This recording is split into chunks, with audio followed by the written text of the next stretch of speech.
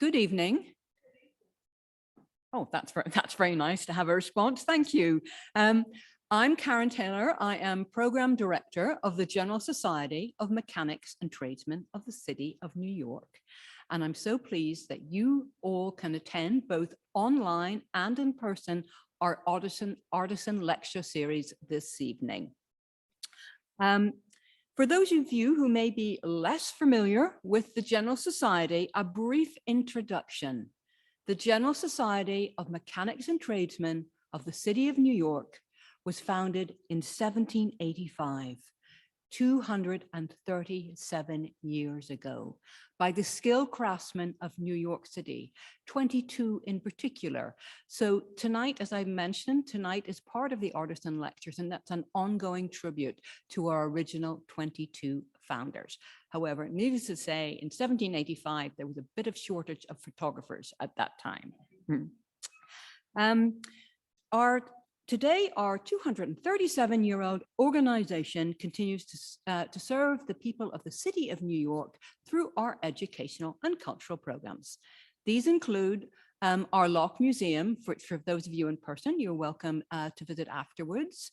Our tuition-free Mechanics Institute, our General Society Lecture Series, of which, of course, tonight is part of, and our 200-year-old library, which of course, for the people in person, are currently sitting in.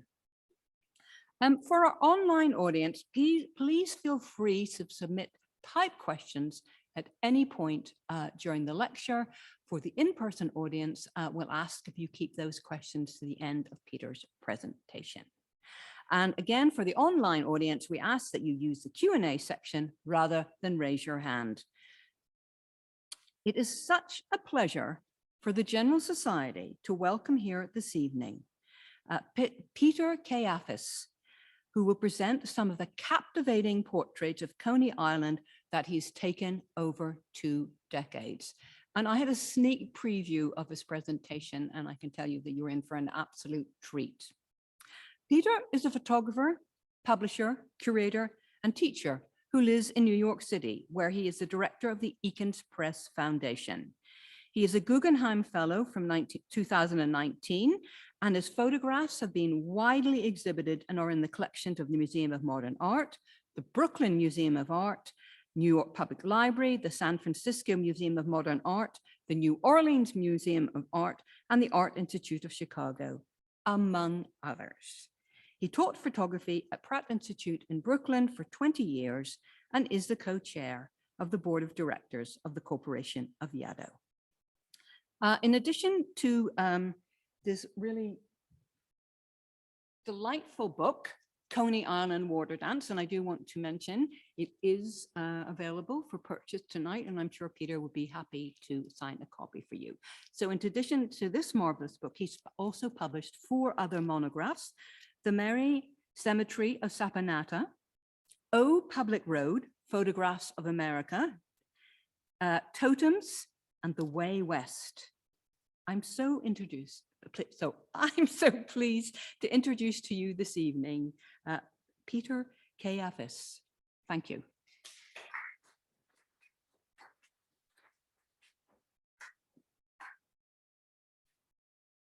That was an impressive introduction. Thank you. And it makes me feel almost as old as the General Society of Mechanics and Tradesmen. Thanks to Victoria for inviting me, and Karen and Angelo, our tech person back there, and everybody at home. I hope that you really will submit questions, because that's part of what makes it interesting to me. I like to talk about my work, but I also like to answer questions, which makes it a little bit more dynamic in some ways. So welcome you all. Thank you for coming. We still have COVID amongst us, obviously, so it's good to see faces in person. I wish I could see everybody at home, but I'm going to assume that the hundreds of you that are there are going to be participant and interested. Has everybody been to Coney Island? Because as Karen introduced, I teach in Brooklyn, or I did until fairly recently. I'm going to start teaching again in Manhattan next spring. And I always ask my students when I do a little section on Coney Island, who's been there? And it seems almost inconceivable to me when only a portion of the of the classroom raises their hands, because there was a time, of course, in the late 19th and early 20th century when Coney Island was a world destination if people were lucky enough to be able to travel. And it was also a place where during a summer, there could be 1 million people or more on the beach. And this sort of place-holding photograph that I have up here is it's not by me, it was made in 1940, not quite that old. It was made by a photographer named Arthur Fellig, who is better known as Ouija, who made amazing photographs of New York City, all over New York City during the 30s, 40s, and 50s. And I put it up there because part of the reason that I wanted to go to Coney Island when I first went in 1990, which resulted in many of the pictures you'll see tonight, is because of this picture, and also because of the history of Coney Island in the medium of photography, which I'm, of course, a practitioner of as a photographer, but also in a certain way a scholar of. And I run a publishing company, as Karen alluded to, called Aiken's Press Foundation, which actually has the very good fortune of being a tenant of this building. So the General Society has a special place both in my heart and also in my practical life. And we've published books on American art and photography since the 1960s, again, a little before my time. But history is very important to me, and it plays a role in my work, and some of that you'll see tonight. Basically, I'm going to show you a ton of pictures. They focus on, or they revolve around the project Coney Island Waterdance, which is the book that is for sale tonight over there, recently published in the fall of last year. But really, those pictures only represent a fraction of what I'm going to show you, because I want to show you some of what the boardwalk looks like, and what the crowds look like, and what the bars and the amusements and the roller coasters look like. And indeed, I'm going to show you some pictures which are without people, photographs of the buildings of Coney Island, most of which at this point are no longer standing. So the earliest pictures from this presentation are from 1990. This is one of them. And they represent essentially my introduction to Coney Island, which was in the winter, the so-called off-season. And if you know anybody who spends time on Coney Island, like many places that are seasonal places, like parts of the Hamptons or wherever vacation spots people go during the summer, for instance, the native Coney Island people love the off season because there's almost nobody there, and it can have this incredible sense of being empty. Sort of like this moonscape-like picture, which is actually a photograph of the Polar Bear Club doing part of their ritual. I had the great fortune of being an honorary member of the Polar Bear Club from November of 1990 till the end of the season, which is March of 1991. And I did something with the Polar Bear Club that I was told at the time no one else has done, which is that I went in the water with them with a camera. A lot of people, the Polar Bear Club has gotten sort of famous, especially on New Year's Day. The New York Post covers the hundreds of people that run into the water like lunatics. And the Polar Bear Club itself actually believes that there is a therapeutic aspect to this, and certainly there's a big communal aspect of it. I gave a talk at Coney Island, USA, which is the museum on Coney Island, which is an amazing historical place. It's actually depicted in some of these earlier pictures. It now has a huge building on Surf Avenue that's really amazing. And during that talk, I introduced or suggested to the club that I would give them copies of my book. It turns out that there are now 100 members or more. When I was an honorary member of the Polar Bear Club, there were about 25. This guy here blowing the conch shell was a guy named Al Matola, who was then the president. He was 75 years old. You'll see some pictures of him. He's looking remarkably fit. But I love the ritual. I'm interested in ritual as a photographer. And some of the things that I want to talk to you about tonight, in addition to Coney Island, are some of the things that are important to my work process as a photographer. And one of them is ritual, and the idea that there are wildly popular rituals in our culture that have to do with our collective history, and then more eccentric, let's say, and maybe less universal rituals associated with different kinds of histories. And Coney Island is filled with those things, just as it is filled with the history of burning down and failing and then being rebuilt over a period of 150 years. So too does it have these really interesting eccentric rituals. The Mermaid Parade, for instance, which I'm going to show you some photographs of, the Polar Bear Club, and others as well. So part of the ritual of the Polar Bear Club was that, and just in case you guys don't know, this is a health-oriented group, as they describe themselves, that meets every Sunday during the winter. And in addition to the sort of communal aspect of it, they all get in the water, the Coney Island Atlantic Ocean waters, which can be quite cold. It all starts with the gathering. It used to be under the boardwalk. In 1990, the sand wasn't as high. In the early 2000s, there was a huge civil engineering project to dredge sand from the narrows that go under the Staten Island Bridge, Verrazano Narrows Bridge, and essentially backfill the beach because of the hurricane damage that had been done by a storm before. And it eliminated all the under the boardwalk activity, which is where our clubhouse used to be at the time. You see this earlier picture of Mara. That's gives you a sense of the under the boardwalk culture. That's all gone now. The sand comes right up to the boardwalk, if you guys remember from having been there recently. So we would all gather. Al would blow the conch shell, and people would sort of run down to the edge of the water, as you see here, and exercise and get themselves sort of psyched up to go in the water. They would take off whatever outer clothing they had, and then they would run into the frigid waters of the Atlantic Ocean. After which they would gather in a circle and hold hands, and I would sort of slip into the inside of the circle after the circle was made, which gave me this kind of, and they would also sort of move in a circular motion holding hands. And that gave me this amazing opportunity to photograph people as they kind of came in front of my camera. So this next picture, that's for instance, from the inside of this circle of the members of the Polar Bear Club. And this is sort of a funny story about this. Actually, it's a fake thermometer, obviously, because if it's out of the water, it's a real thermometer, but it's a non-functional one, let's say.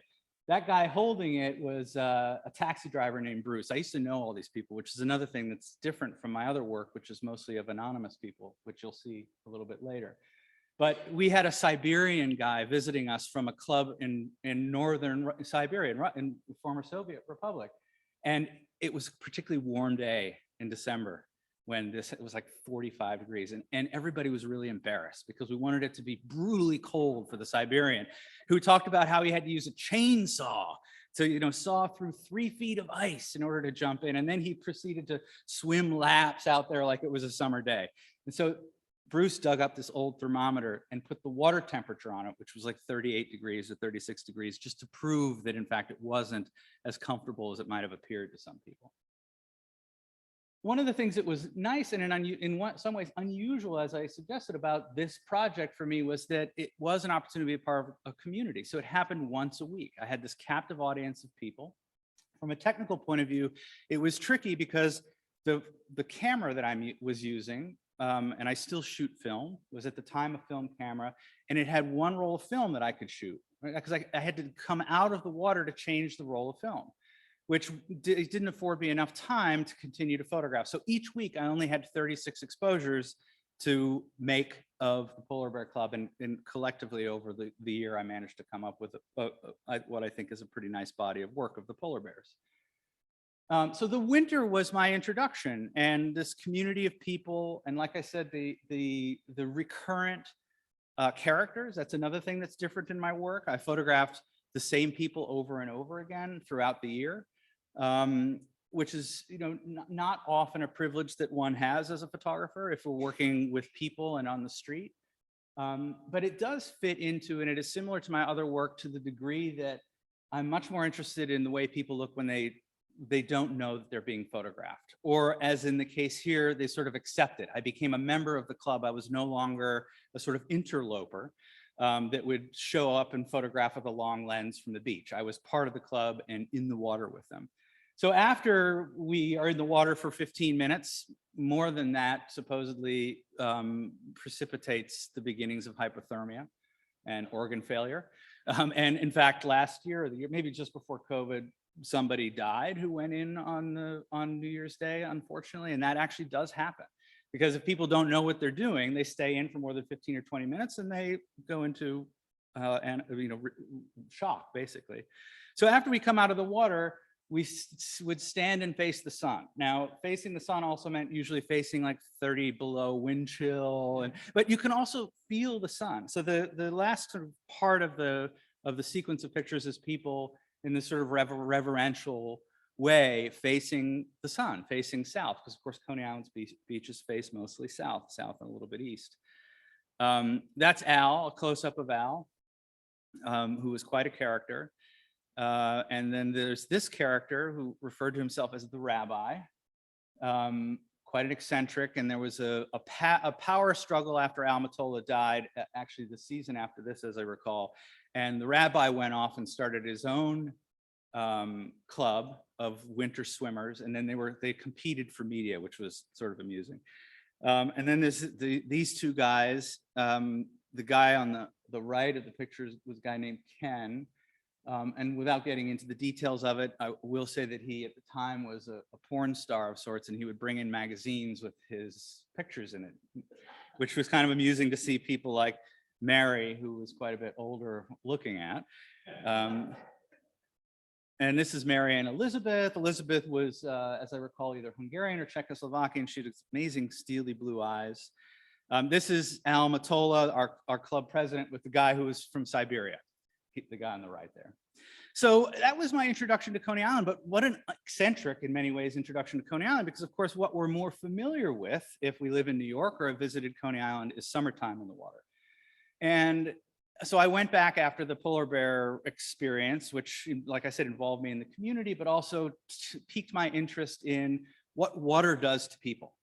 And while we're going to look at quite a few photographs of people not in the water, the book that that we're trying to celebrate tonight is really about the effect that water has on people. And in my experience, it has a disinhibiting effect. People become very different in the water. For one obvious anecdote, they react differently to being photographed. And so my technique when it was the summertime, Polar Bear Club was different because I was known to the people in the photographs. In the summertime, these people are anonymous, and you can see that in the background of these pictures, these are crowds not so dissimilar to the Ouija photograph. Maybe not quite 1 million, but certainly several 100,000 in August and July, when the water provides welcome relief, right? And that's what you see happening in these photographs, is there's people are relieved to be in the water. And I would wander around from crowd to crowd, from group of people to group of people, sometimes catching intimate moments or individual moments, more often than not, sort of photographing group activity. My technique was to keep the camera underwater because it's waterproof. And so people didn't know I had a camera, which allowed me to approach somewhat more stealthily and photograph situations where, as I referred to earlier, people are acting the way that they would without knowing that they're being photographed. We all know that when somebody sticks a camera in our face, no matter how confident we are in our appearance, we become a little bit self-conscious, and sometimes we, fix our hair, or we smile, or we turn our good side to the camera, whatever the case may be. I like to avoid that. Some people make brilliant, what I call collaborative portraits, where the person being photographed knows that they are being photographed and essentially collaborates with the photographer. There are historically great examples of that. It's just not how I work and how I'm interested in working. If I could be a fly on the wall, I would choose to be so. Because I think that photography has an amazing ability to reveal something and in the moment, but also get richer as time goes by and continue to reveal things that we might not have thought of as important. I mean, we see this today when we walk down the streets and we see people with masks on, right? I mean, that is going to have a particular look 50 years from now. Just as we look back at the photographs of the 1918 flu pandemic and we see people with masks. I mean, there's really interesting news about that. People had it right in 1918, they wore masks. So I think photography has a lot of power, both to show us something relevant in the moment and satisfy our need to look at how other people live their lives, but also, as the case, for instance, is in the background of many of these pictures. Most of these buildings, the Wonder Wheel's still there, obviously, but this bathhouse building over there was really important to me. It was a huge building, a little bit derelict, or a lot derelict by 1990. But when I went away for a semester to San Francisco to study at the Art Institute and came back, that building had been torn down. And I recognized that that was a harbinger of another end to another phase of Coney Island. And indeed, many of the buildings in the next year and a half or 2 years that had been my favorite, that came to represent Coney Island for me, would be torn down. And I embarked on a project right before that happened to photograph the buildings, which I'm going to show you in a minute. In the meantime, we'll look at the rest of our Coney Island Waterdance pictures, which, as I said, continue to show just this activity of people being disinhibited by the water, interacting, playing, embracing. And that's where the idea of a dance came to me. because it does feel very, balletic is not really the right qualifier, but it feels very physically expressive, performative in a way. And the way that the boardwalk allows people to still have a barrier, still have a kind of self-consciousness about their presence in a crowd. Something changes in the water, and it happens time and time again. I'm just so certain of it, and I'm happy that I think it's in the pictures as well. So look, there are many hundreds of photographs. This is a typical way that a photographer works, through process of distillation and editing, and especially with the pictures that we're going to look at that are not of people in the water. This is 20 some years of work distilled to we're going to look at about 140 pictures, I think, tonight. It's 20 some years of work. It's literally from thousands and thousands of photographs, and one works to edit around a subject and an idea. And then ultimately, for instance, around a book, the book has 30 pictures in it distilled from this group. But that way of working is really interesting, to have the privilege of living close to a place like Coney Island, where I can go 2-3 times a week, which is what I was doing back in the 90s and up through about 2010, and then sporadically after that. So I felt both immersed in a part of the community, but I also would look at the work that I did and let it inform the next round of work that I would do, which is one of the also great things for me about photography, is that it's a tool to explore the world, but it's not just a tool, because of course it creates results. And so there's one of the great minds of photography of the 20th century was the curator, John Szarkowski, who was the curator at the Museum of Modern Art for 30 years, from 1958 or 59 until the 80s. And he has a brilliant lecture in which he says that photography is a lot like the act of pointing. He goes on, of course, to say that some people point at more interesting things than other people, but that essentially it's like pointing, but one has a result. And so if I go out into the world and I point at, in a year, I point at several thousand different things, I can then go back to my darkroom and my studio, make prints of those things and think about them. And they change as time goes by. So we're looking at photographs. This is actually the most recent one in the book. It's, I think, from 2014. But this picture is from 1991. Or 92. And so, we can see how things change. For instance, think about snapshots you may have from before 2001, where in the background, there's a World Trade Center standing, right? That, no one would have had the same resonance with that photograph in 2000, obviously, but the picture hasn't changed. Our perception of it and its contents have. So this little section called Lost Coney Island, these are photographs of the buildings that I was referring to. So in some cases, you'll see things that are still recognizable and present: the Wonder Wheel, the Cyclone, the parachute jump. The parachute jump is that big tower. When I was making these photographs, it hadn't yet been landmarked, and so there was constant conversation about tearing it down. In fact, there was even a plan to tear it down at some point. This building has been renovated. It's sort of still there, but you see some of the graffiti on there. The Astroland rocket, it still exists, but it's in some warehouse somewhere, maybe in Pennsylvania or something, when this amusement park was purchased by one of the bigger entertainment companies and then completely rehabilitated.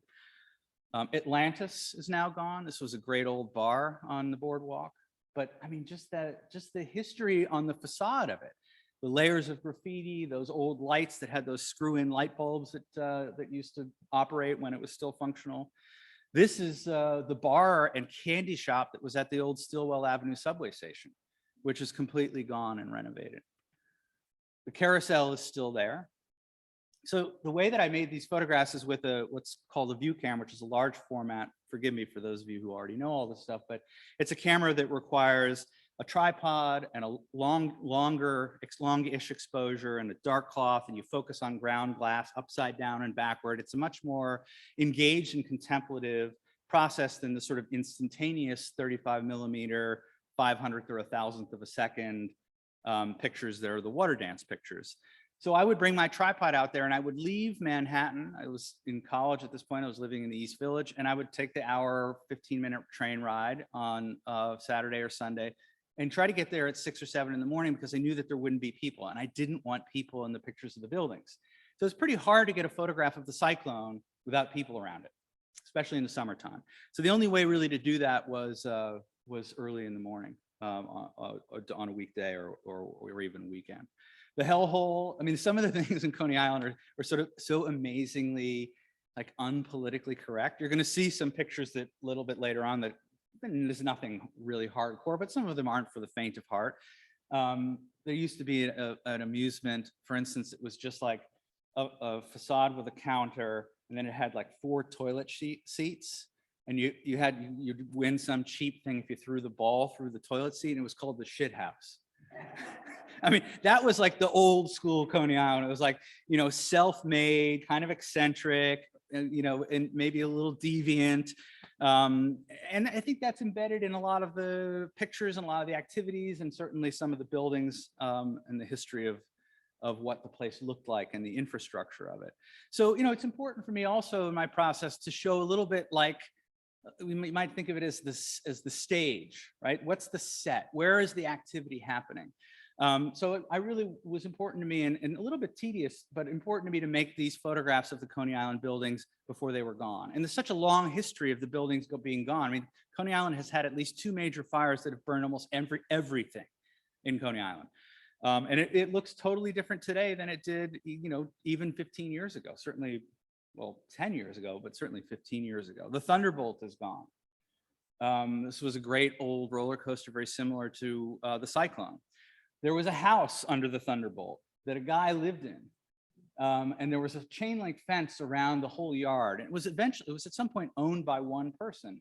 I presume it was either the guy who lived in this one room. You can see these are all closed off, but he lived in there. He had 2 big Doberman pinschers. And in order to make this photograph, well, not this one, because this is from the boardwalk, but the photograph of Playland, which was in the backside, I had to jump over a fence and run with my tripod and my camera and time a photograph before the Doberman pinschers ran from the house across that long yard to do whatever they were going to do if I got caught. I don't mean to dramatize it, but it was sort of dramatic. This is another angle of that same roller coaster. This is that house I was talking about. And eventually that was ripped down. Some of you may remember when that happened. There were some articles about it. It's the old Wonder Wheel sign and gives you some sense of the time. Computer video portraits. I mean, that's the other thing about photography. It has all these layers of stuff in it. And we look at photographs that we might have made in the 80s, 90s, 2000s, whatever it was. And you know, you look at them and you think, wow, something's really different about this than it just feels different, right? And what you realize is fashion's different, cars are different, advertising's different, technology is different. Now it's almost impossible to go on the street and make a photograph on the streets without having a cell phone in the picture, right? Because they've become so ubiquitous. So photography throws that into relief in a really interesting and complex way. So the Mermaid Parade is sort of like, it's become like the Burning Man of Coney Island. Which is to say, hyper popularized, and the media is there, it's very performative. It's just different than it was when I started photographing it in the early 90s, when it was much more of like a downtown performance art eccentric thing, where there would be just a few photographers and a few dozen people would line up on Surf Avenue and on the boardwalk to sort of cheer these kind of oddball performance arts type. Not that they were locals to Coney Island necessarily, but it was really about performance art and about a kind of actual eccentricity rather than cultivated or calculated eccentricity. So this takes place, actually, I think it's the beginning of June, so it's probably coming up fairly soon. And I photographed the Mermaid Parade for years. I mean, maybe 7 or 8 or 9 years, 10 years, and then eventually stopped doing it because it just lost its appeal to me. It felt more like it was trying to be itself rather than actually being itself. Some of you, I'm sure have had that experience with your favorite restaurants or places that get found out and then written about in the New York Times and then they're ruined 3 days later.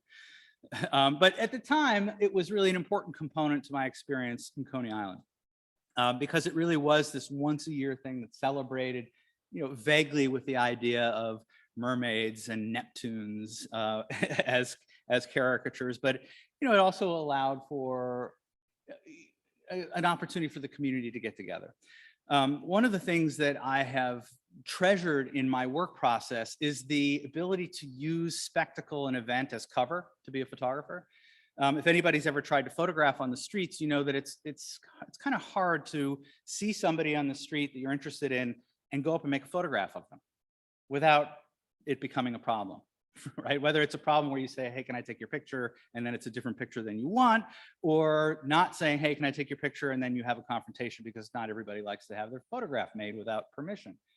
Whereas in a parade or a rodeo or a fair or some sort of event, there's a center of attention other than me with the camera, which allows me to sort of move around and to make photographs of people doing what they would be doing without me photographing them, which, as I said, is what I'm most interested in.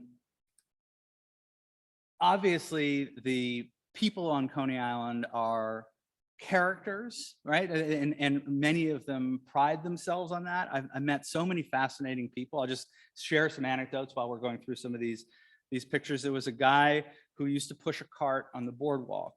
I don't remember his name. It's probably in my notes somewhere. And he was selling knishes out of an old broken cooler. And you just hear his chant. It was like almost like a barker from one of the sideshows. Hot, fresh baked knishes. And so finally, after about a year or 2 seasons of my listening to him do this, I struck up a conversation with him and I bought one of the knishes. And it was really good. And I said, so do you make these? No, my wife makes them in the bathtub. And I'd gotten about halfway through the knish at this point. And I thought, oh, okay, his wife makes them in the bathtub. That kind of changes things a little bit for me. But he went on to say that he and his friends were part of an political activist group in the 1950s after World War II, and that he'd been arrested in Times Square because they were handing out copies of the Declaration of Independence. This is like 1995 or 96. They'd taken away the identifying qualities of the Declaration of Independence, and they were distributing mimeographed, essentially, sheets of these, and they got arrested and prosecuted under the McCarthyism, under the Enemies of the State Act. And of course, they did this as a political stunt. They knew that this was going to happen. And anyway, so these are the kinds of things that emerge from being in conversation with the community. Then there are the photographs that are much more the sort of hard street pictures, which is the stuff that has a long history and tradition in New York, photographs made by people like Gary Winogrand or Helen Levitt, where really that human interaction, the accidental choreography of the street, and the players, if you will, the people who are playing on the stage, it's really much more essential even more essential that people not know that they're being photographed. And so, I mean, I photographed pretty much every aspect I could find my way to publicly. I didn't do a lot of behind the scenes other than the Polar Bear Club, which, like I said, I immersed myself in. But, I photographed the people on the beach. I photographed the sideshows. People would, spend $1 to see the guy stick the screwdrivers up his nose. We had the midget horse. A lot of this stuff is not there anymore because you could rent this piece of a parking lot for, I'm sure, not much, or at least enough that at 50 cents a pop with 10 people a day going through, you could somehow keep the tent up.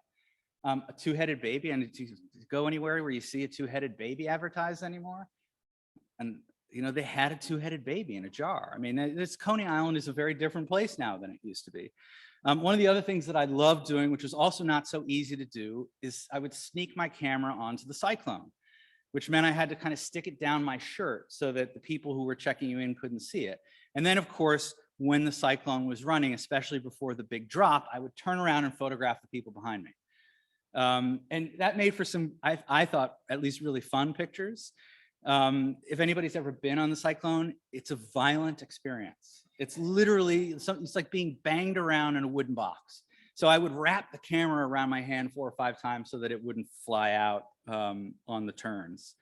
But I really felt like there wasn't a part of Coney Island that wasn't interesting to me. And that's one of the amazing things about photography too, is that the camera becomes it's a tool to gain entry for yourself. And it's a tool also to have results that feed into the kinds of things that one is learning about one's environment. So when you're immersed, when you keep going back, the work informs the work.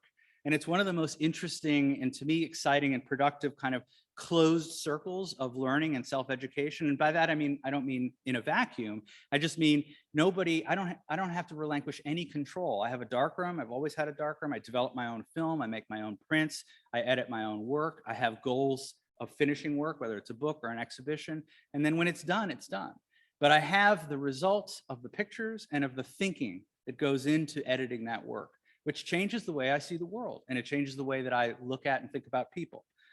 One of the things that I would like to say, and I imagine there may be some questions about this, there usually are when I give a public talk about my work.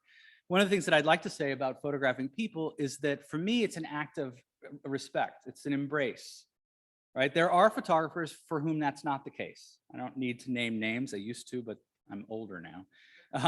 But there are photographers where the act of photographing somebody has an agenda to it. You're making fun of them. You're putting them in a situation that is in the service of your own ideas about humanity. I just want to show people doing what they're doing because I think it's ultimately fascinating and important. There's a long history of people photographing or indeed drawing. You think of the early drawings by Daumier in Paris, of people doing the most common things, riding a tram or a subway, being joyous on the beach on the weekend, standing contemplatively by themselves in a crowd, sitting with your twin sister on the fishing pier. And I don't know, it's not, I can't say that everybody should feel the same way about it, but for me, going back and looking at these photographs in preparation for this lecture, photographs that I haven't really contemplated except for those that are in the book, in a number of years, I still learn from my own work.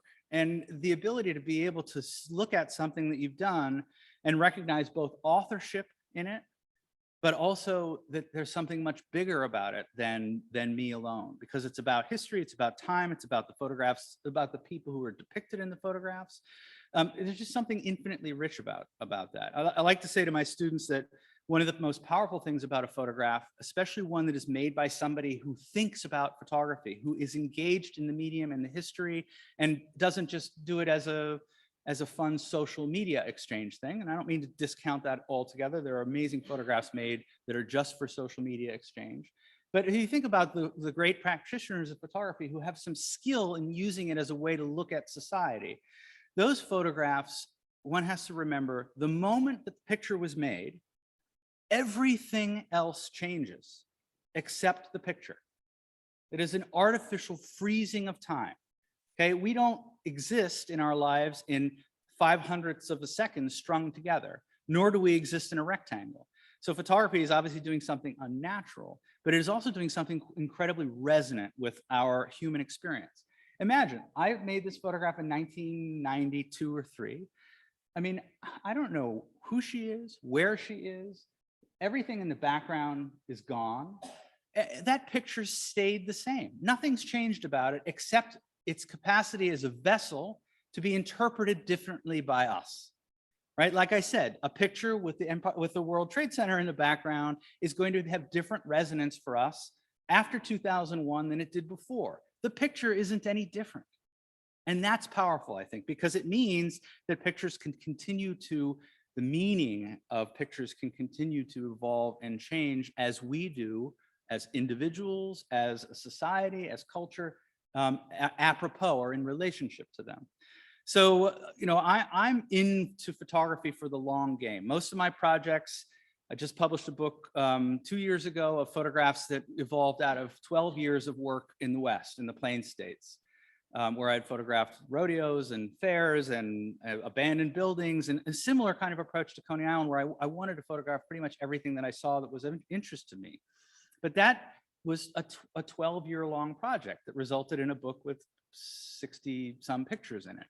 I'm really interested in that collaboration with time, which I think photography is somebody who's using photography to show us something, to express something by necessity, is in collaboration with time.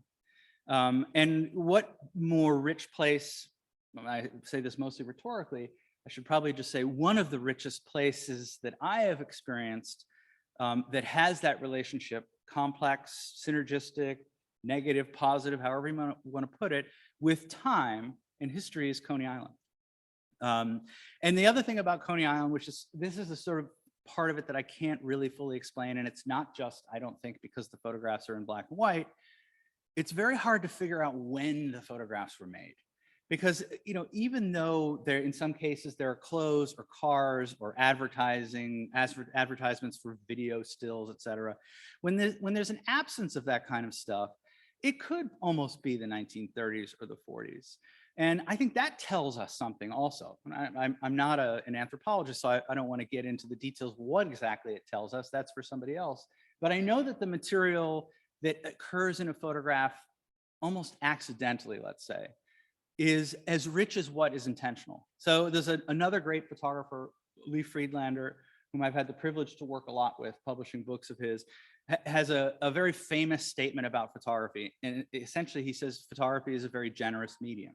And then he goes on to anecdotally describe that we as photographers get everything in the picture, whether we knew about it or intended it to be there or not. So if you think about just the way that sight works, right now I can say, hey, look at that picture on the screen, and everybody's focus is going to go to that picture on the screen. Your brain is also seeing everything over here and up there and this flag and me and that. We just don't have the capacity necessarily to take it all in and pay attention to it. Photography is a tool that allows us to do that.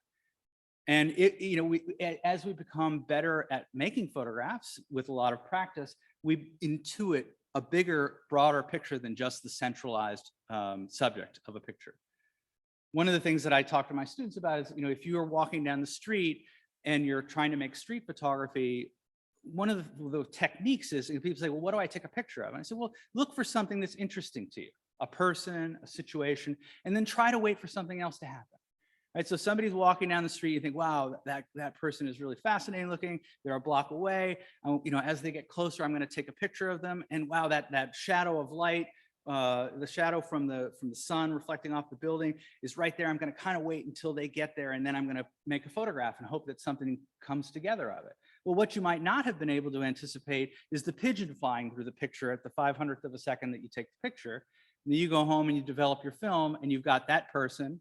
You've got the light that you wanted and then you have the gift of this perfect sort of angelic pigeon flying in front of the person, right? We can't really make that happen as photographers, but we can anticipate it.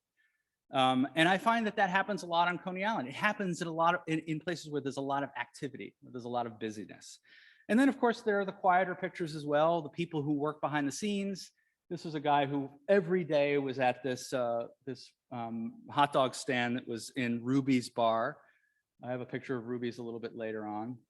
Ruby's had, and this is one of those boxing punching bags. Ruby's was sort of a gathering place for many of the locals from the 80s through the early 2000s. And you can see all those photographs back there. So some of those are old historic photographs. There was one right over here that was a photograph of a portrait I took of the guy who ran the Wonder Wheel, who I photographed every weekend when I was there, and he would give me free rides, and then he would trap me on the Wonder Wheel. I mean, he would like, "Hi, Peter, you're gonna get another free ride." I'd be like, "No, George, let me off. It's been an hour." And he thought it was a treat. Just keep going. So I never had to pay for it because I knew him, and I made this portrait of him, and we put it above the bar when he died. And then the bar burned down. So you can kind of see, this is one weekend I just showed up and the bar had burned down. Well, and it's been rebuilt, rest assured, same owners, and it's been reopened. So, I mean, Coney Island has this constantly recurring phoenix-like emerging from its own ashes quality to it.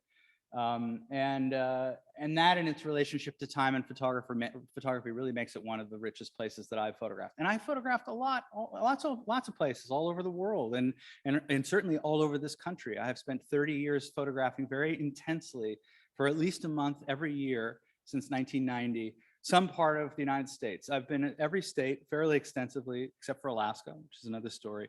But Coney Island really was, I started when I was 18. When I started photographing Coney Island. And I'm 50 now. So I thought this was kind of a nice one to end on. So there's a tattoo festival on Coney Island. I don't think it happens anymore, actually. It did for many years. It was sponsored by the Coney Island Museum. It was on the boardwalk. Now it inhabits a huge building on Surf Avenue. And you can see like this is, you can't really tell, but that's like an old VHS video camera, so the technology has obviously changed. But Coney Island is still a vital place. It's a different place. I haven't photographed it very much in the last several years. I plan to return to it. That's another thing that's amazing about photography is we have these amazing records, and then you go back and you look at it. I mean, if you look at photographs of yourself from, just a few years ago, let alone 15, 20 years ago, right? Sometimes it's an unpleasant experience, but we're all here at least still to have the experience. So I think photography is very rich in that sense. Oh, that's a picture of me, my first time going into the water during the winter. That guy, Bruce, who was holding up the sign, said, hey, this is your first time in the water. Give me that camera. Let me take a picture of you. So I handed my camera to the taxi driver, and he took this picture. And that's the cover of the book, Coney Island Waterdance, which, you guys, about 85% of the pictures that you looked at tonight have not been seen by anybody. Which is, I'm not saying that that's such a special thing, but the point is that I take my time editing things. Eventually, there might be a more generalized Coney Island book. But for now, for tonight, for today, Coney Island Waterdance is here and available if anybody's inclined. I hope you will be. So, questions. If we have some at home. Thank you. Questions about pictures, about process? Yeah. Oh, can I ask you to wait till the There's can I a bring the mic microphone. over? Thank you. Sorry, Karen, I should have announced that. And for people at home too, please, I think someone will be able to communicate to them to me because I don't see them. Go You ahead. said when you were in the water that your camera was under the water. You have a waterproof camera, but the pictures look like they were taken from above. So did you hold it below and then you popped up and took it? Exactly. Okay. The only reason to keep it below was not to tip people off too soon in the process.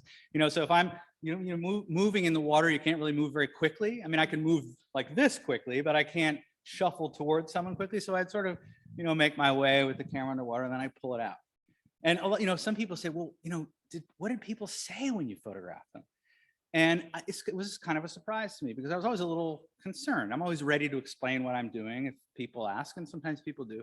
But the most often refrain, the refrain that I heard most often, sir, your camera, because people thought I was ruining my camera. And then I would take it and go, and I'd say it's waterproof. But that's another aspect of the disinhibition of being in the water. The same person on the boardwalk might have tried to feed me my camera. But there's something about it being in the water that I don't know why. I mean, maybe there's a psychologist somewhere in the audience who studied the effects of water on people. And I don't just mean for sustenance. I mean, being in the water. It has a kind of a therapeutic and also, I will say, equalizing factor. One of the things that I didn't say yet that's important about Coney Island is that it's at the end of multiple subway lines. And obviously, New York is an incredibly diverse place in every sense of that word. And Coney Island serves a common purpose for a lot of people, which is just relief from routine. Sometimes it's relief from the heat. Sometimes it's relief from the job, from the home, whatever it is. But it has serves the same purpose for everybody, regardless of their social, economic, gender, class, whatever you want, whatever form of diversity you're talking about. And even more so in the water because people are, if not naked, at least stripped of a lot of the accoutrement that might trigger a certain social status or belonging. And so that's another reason why it's, I won't say homogenizing because that suggests a removal of individuality, but at least, kind of disinhibiting of class structure, et cetera. Yeah. Right. Could you hold on 1 second? In fact, I'm going to ask a question from online Okay, before yeah, I come sure. over to you, sir, if you don't mind. Has anyone ever confronted you or taken action because you photographed them without permission? This is from Hayward. Yes, Hayward, one person, which is kind of amazing when you consider that I have made literally tens of thousands of photographs. I should say two people. Once when I was 8, which I'll say that because I've been making photographs since I was 3, but that's a whole nother story. But I'll share that one second. The first one is that in 2010, I was photographing the Nebraska State Fair, which had been moved from Omaha and Lincoln to Grand Isle, Nebraska for the first time in its history, which was like 150 years. So this was a really big deal. Nebraska is a super long state, and Omaha and Lincoln are way on the eastern border. And they decided that it would be more equitable for the Nebraskans to have access to the state fair if they put it smack dab in the middle. So this was the first, and it was 50,000 people a day. And it was the last day of a 5-week long or month plus long road trip where I was photographing, and literally I was flying back the next day. And I was walking around and I was photographing. And when I photographed at the fair, I photographed the amusements and I photographed the people. And I gradually realized that this security crew was following me. And, you know, with the sort of, I don't mean to disparage this necessarily, but the sort of rent-a-cops, right? With the security, and they had, say, handcuffs and a radio. And gradually I finally stopped and I turned around and I said, "What are you doing?" And I said, "I'm making photographs at the public state fair." "You're photographing children." And I said, "Well, yeah, there's children at the fair. I'm also photographing adults, and I photographed the fish over there in the tank. Give us your ID." And then they got kind of physical with me. And I gave them my ID and I showed them my website and explained where I was from and what I did. And they got really angry. And I said, "You know, I need to talk to the head of security." And to make a long story short, I went into the office of head of security, who had a lot more things of legitimate concern to deal with than a photographer from New York photographing children. And he said, "What do you want to get you out of my office?" And I said, "Give me a press pass." And I explained to him what I was doing. So he gave me a press pass and I put it around my neck. And I went back to this roving group of security officers and I said, "Just so you guys don't tackle me when I'm photographing later tonight and tomorrow, I wanted to show you this." And the woman who was among the group with her uniform on spit on me. So that's the worst that's ever happened in 30 some years of photographing people. Oh my God. The other story was when I was in Tucson, Arizona with my parents as a 7 or 8-year-old, and there was a little Native American boy sitting on a blanket selling tchotchkes of some sort. And I raised my camera and I heard a scream from behind me, and I turned in time to see his mother running with a blanket, which she threw over him. Because I didn't know that the Navajo believed that photography steals your soul. Okay, so we learn things, sometimes in a traumatic way for a 7 or 8-year-old, but also a way that commands a different layer of respect for what we do as photographers. But no, I've never had, the confrontation with the security guard was really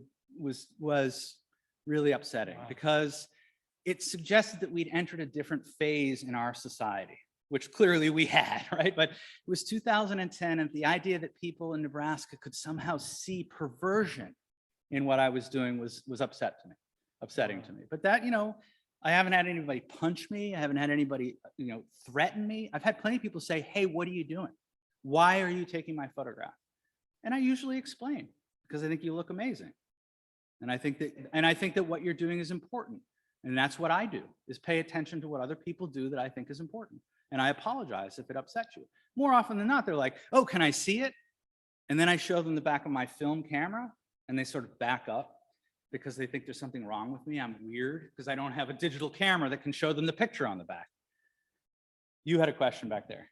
Yeah, I was curious, are there any moments have you that you can remember that you wish that you had taken a photo that you didn't?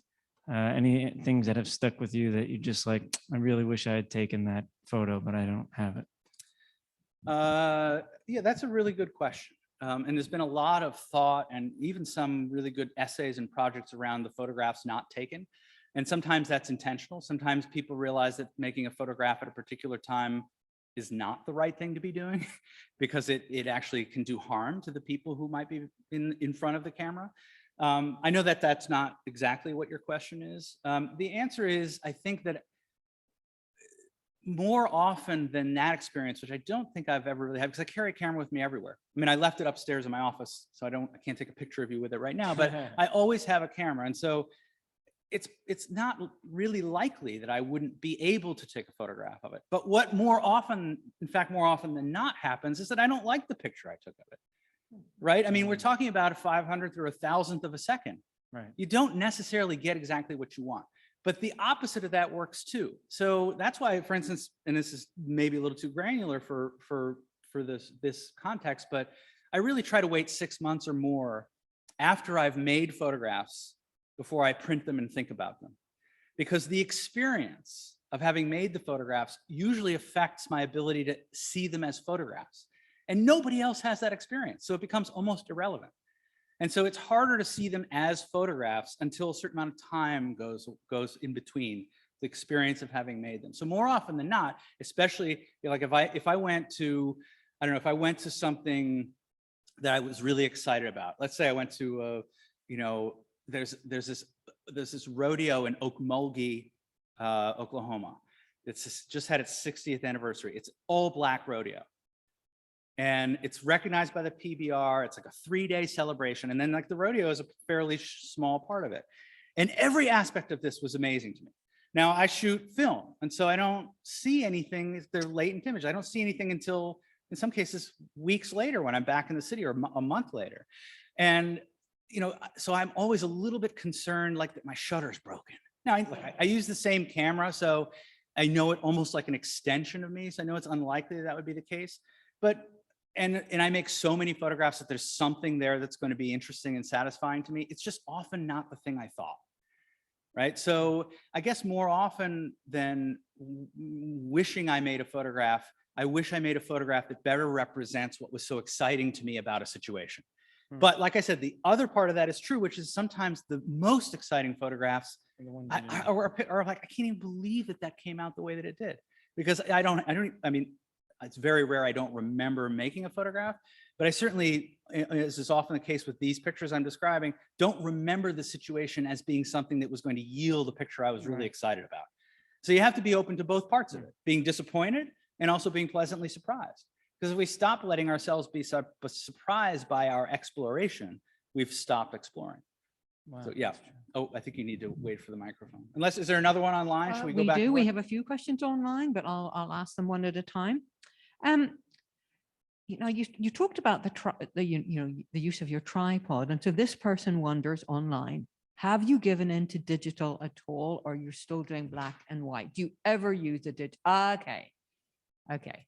It's an iPhone, but it has a camera on it. No, so I'm not a Luddite. I don't have anything against digital technology, but I don't have a digital camera that is a camera. I have a phone that has a camera on it that I use the way a lot of people use it, and sort of as a notational device. They use it to geo-mark something. Like if I make a photograph that's out in the middle of nowhere with my film camera, and I think I'm going to want to return here, but it's not on any maps because I just drove 5 hours on a dirt road, then I'll take a picture with my iPhone, because then I get a pin and I can come back next year or 3 weeks later or 6 years later, whatever the case is. So I use my digital camera as a tool, and I use digital technology for my archives and for preparation of and editing of books. But in terms of the process of making photographs, I don't use a digital camera. And the reason I don't use, there's two reasons. One is I have total control over and still access to what I need for film photography. I have a darkroom in my apartment. I do everything on my own, which is kind of an amazingly powerful thing.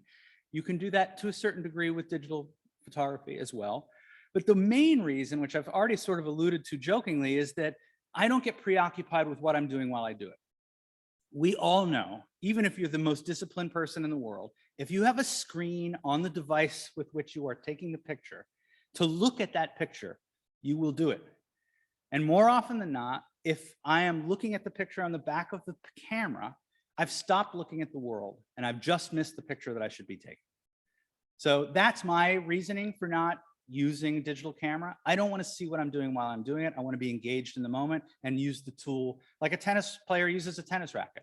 I don't want to have to be looking at the tennis racket. I want to do with it what it does best and not pay attention to it as a tool. So I don't know if that exactly answers your question. Terrific.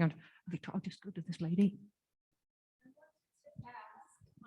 Do you manipulate your photos? And I don't mean like digital manipulation. I'm talking about the old-fashioned way of printing, where you decide the central characters are very what I want, but the background is a little bit too dark, light, whatever. I'm going to fix it, because we used to do that in the darkroom. People like Gary Winogrand, he just took everything. It looks like a big mess, in my opinion. Notoriously bad printer, but he would have admitted it himself. Yeah, I mean, I think so. He mostly had other people doing it for him. So do you manipulate your photographs? Good question. So first of all, just in the purest sense of an answer, there isn't a photographer who doesn't. I mean, just the very act of making a photograph is manipulation. You put a rectangle around something that doesn't have a rectangle around it, right? And then you decide to print it. Well, it was a negative. the first thing it was, besides being a thing in the world, was a photomechanical reaction to the world through a lens. It's a negative. So then you print the negative and you've enlarged the negative. What's to say it shouldn't be 8 feet wide versus 8 centimeters wide? So, but the actual not coy answer to your question is, yeah, if the sky's too light, I burn it in. If somebody's face is too dark, I'll dodge it. But I think of that more as trying to extract as much information that's there as possible if it's relevant. And so, yeah, I mean, I have spent much of my life printing. I worked for my father, who had still does have a photographic atelier in the Boston area. And I printed for artists like Aaron Sisson and Harry Callahan and Lee Friedlander and Bruce Davidson. And I mean, a lot of Rosalind Solomon. I used to work when I was in college as a printer for Rosalind Solomon, who, if you don't know, is a really important, great photographer and a dear friend of mine. So, you know, the printing process is a craft that I take pride in. And one of the reasons why I like to do it myself. But I don't crop. That's just a personal thing. I don't necessarily have anything against it. Lisette Modell, one of the great photographers of the 20th century and a great teacher, Deanne Arbus's teacher, cropped every picture. In fact, anytime you see a full frame Lisette Modell picture, chances are it wasn't one that she made or didn't have a lot of permission around making it. So, you know, people make great pictures that are cropped. It's whatever your personal threshold is. I'm not a purist in that way, the way Gary, or to a certain degree Lee, is, where like some people would print the black border to show that they hadn't cropped it, that that was somehow an important message to convey. I don't subscribe to that necessarily, but I don't crop. I mean, except maybe if there's a piece of dust that is, you know, a fraction of an inch in the frame, I'll move the easel a little bit to crop it out. But that's the sort of the extent of my personal process in terms of purity. So, do we have time for a couple more? We're getting to the end here. Peter, wow, I so enjoyed that. So much so I could honestly say I was mesmerized by the photographs, because normally I sit here and I do take pictures of the lecturer just so they have it to, you know, kind of recount the evening. But I got so caught up in your photographs. I said, oh my goodness. So, and then I just want to say, so many things ran through my head about what we saw. For example, I said, if you were to do this today, you could not recreate, you can never recreate a moment, but just the dynamic of people and the interactions and the lack of iPhone. Because I even find when I'm photographing, sometimes, you know, people are so busy taking pictures of each other, or they have a phone in their hand. It's so beautiful that their hands were free to embrace each other, it was just so wonderful to be reminded of what came before. That's nice to hear. You know, the new iPhone is almost completely waterproof, so I'm sure they'll end up in the in the pictures in the ocean. Lord. So, and then I was thinking with your students, when you were saying find things that you find interesting. So I have to ask you, how do you feel? I don't even like the word, about the emergence of people find that themselves the most interesting, their pages of photos. I mean, one of the things that happens to some of us as we get older is that we find a way to be less judgmental. I think I was an angry young man, and I think I would have thought, because I used to proselytize against television. I mean, what a dumb thing to do. Yeah.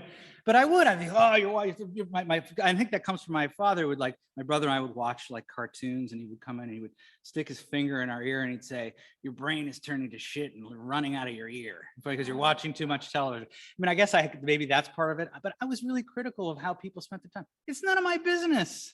If you want to spend all day long taking pictures of your belly button with different flavors of ice cream on it and posting it to Instagram, I don't have to look at your boring channel. Right. So, I mean, I think it's actually kind of sad, because I also think it does. And we see a lot of the new, you know, really smart, sometimes propagandistic, but really smart, you know, kind of cultural medical assessment of the damage that this kind of narcissism does to people. And the idea that the facade that you present is more important than the actual other 24 hours and 58 minutes of your life. But not everybody's like that. I have an Instagram account. I mean, I only post pictures that I make with my iPhone at night in Harlem as a kind of like thumb my nose to Instagram. I don't take pictures of my vacation or my food or my pets. But so I don't know. I mean, there's the other devil's advocate version is what I'm doing is also incredibly self-serving. It's about what I'm interested in the world. Now, some people might think that the pictures have some use for other people, but that's not why I do it. I do it because it's deeply satisfying to me, and it's a way of interacting with the world. So I try not to be judgmental. I do think that some parts of it have made me sad. Well, yes, I just think it's so, I, as a native New Yorker who enjoys this, seeing people all the time, I really do. There's so much to see when you're looking, and observing, or even it'll never get old when I see people in front of, the public library and they're posting pictures, or the Rockefeller Center Christmas tree, and just all the engagement, there's a lot of beauty in that. So again, Peter, thank you for bringing, I can't wait to get back to Coney Island. So Yeah, thank everybody you. should go. Yeah. Thank you. Could we just take a couple more questions? Say that again. Can we take a couple more questions? Listen, I'm Okay. here as long as Right, people okay. have Well, questions. I you guys know we probably- have a after room, but I'm also just going to ask the two online questions. One you partly answered, I think, already. So that was, do you always have a plan when you go out to photograph, or aim to capture mostly spontaneous moments? Was it fun? Was that the word? Do I always have fun or time? No, do you always have a plan? Oh, a plan. Oh, that's a good question. I try not to, other than like you have to plan to go somewhere, right? So if it's Coney Island, I've got to get on the F train. I like the F train because it's out above ground for so much of its run in Brooklyn, and it's amazing, that perspective. I love Tom Waits, and I love the idea of like, wish he would write a song about like that glimpse that you have into somebody's bedroom for a split second when the train is going by. That's so like Tom Waits territory. So anyway, I plan, but then I try not to plan, because if I have an agenda, and this gives me an opportunity to say something else that's important about my process, I'm much more interested in what the world can show me and how I can react to that. If I just worked in a studio and made pictures that I had imagined, sort of preemptively, that wouldn't work for me, because I think the world is a much more interesting place than my imagination. So I try to be as, unprejudiced about what I'm going to photograph as possible. And there's no way to be purely unprejudiced, because, maybe I photographed Coney Island hundreds of times. I know this person, I know this area, I know where people hang out after they've been in the water, I know where the weird activity happens under the boardwalk. So I plan to go to those places, but I don't illustrate a preconceived notion. Right. That would be my answer. Okay, so this will be the final online question, and then, as I said, we'll take the one in person. You've already mentioned some, but who are some of the photographers you admire? Well, I mean, this is not going to be any mystery to anybody who knows the history of photography. Eugene Ache, Walker Evans, Bernice Abbott, Gary Winogrand, Lee Friedlander, Bill Eggleston, Dorothea Lange to a certain degree, for sure. I love some of her Farm Security Administration stuff. James Vanderzee, I have found fascinating. I haven't spent a whole lot of time with him until the last several years. I mean, I could kind of go on and on. I mean, that's one of the great things about photography, is that it has such a rich history of practitioners that you can kind of keep learning from the history of it and find inspiration in it. So I don't think it would be a mystery to people who understand the history of photography to be able to say, oh, I must really like Bernice Abbott or Helen Levitt, or, I mean, let's put it this way. When I was starting to take photography seriously, Gary Winogrand was my favorite photographer. It took me some maturity to come around and appreciate even Walker Evans, but certainly Eugene Ache. And I think, I was making pictures. They say that your brain doesn't mature into its adulthood until you're like 25. I mean, I was like, a teenager when I was taking pictures. I wanted to take like street pictures, right? I didn't want anything subtle.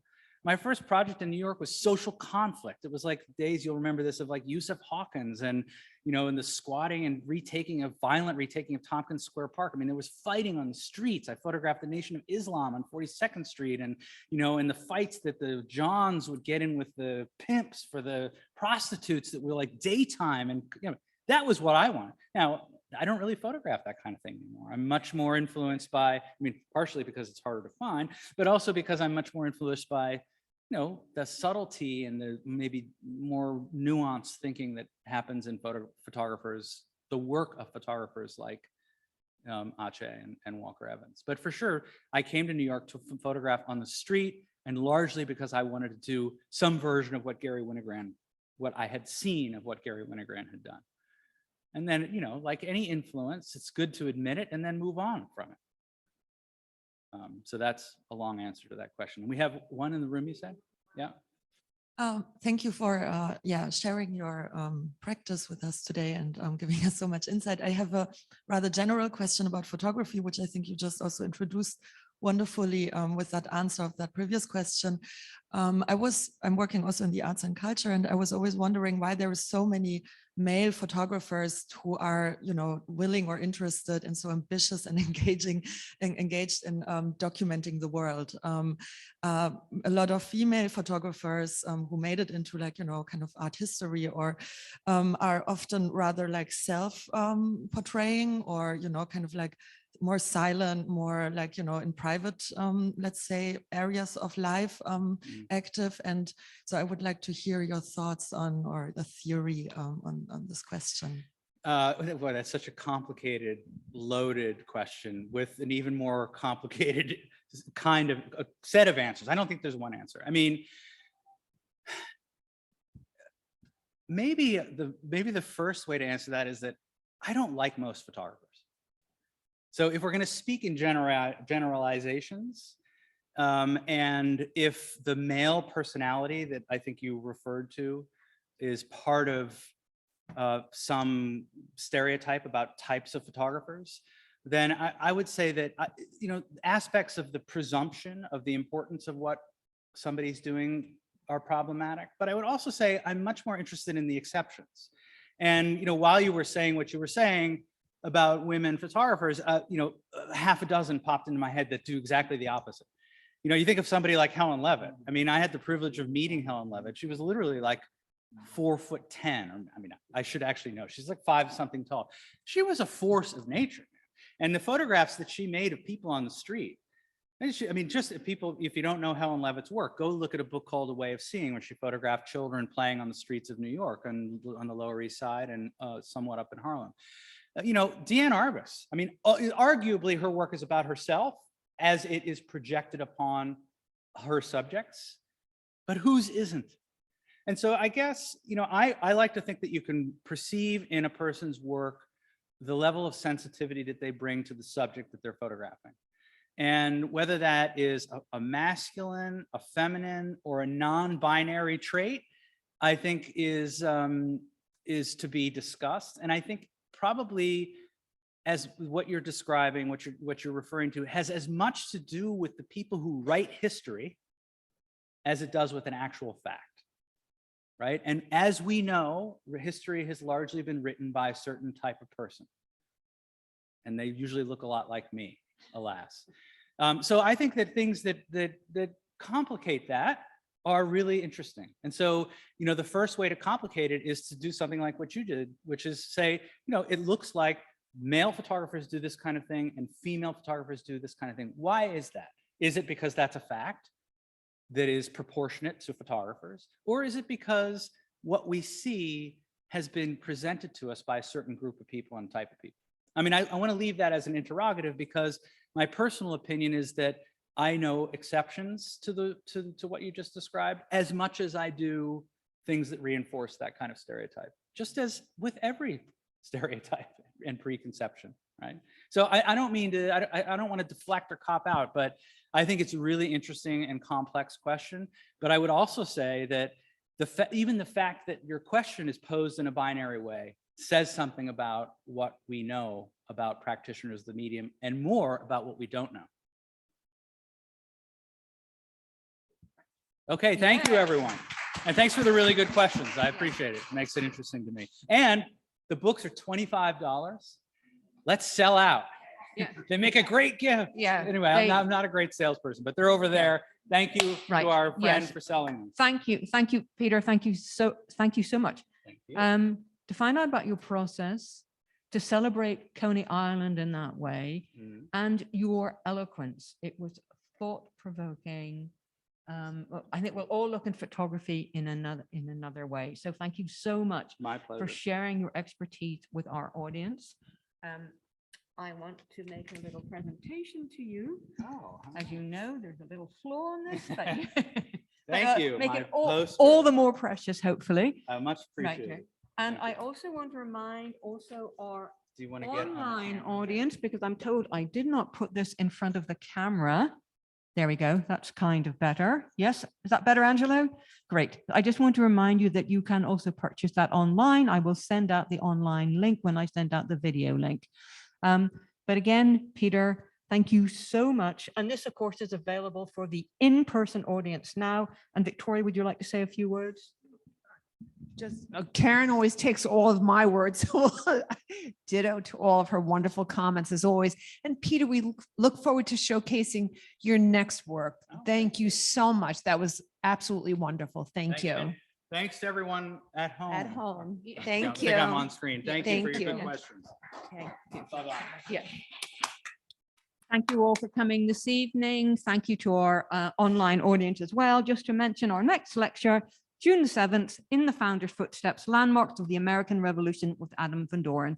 Look forward to seeing you then. Thank you for coming tonight, both in person and online. Thank you.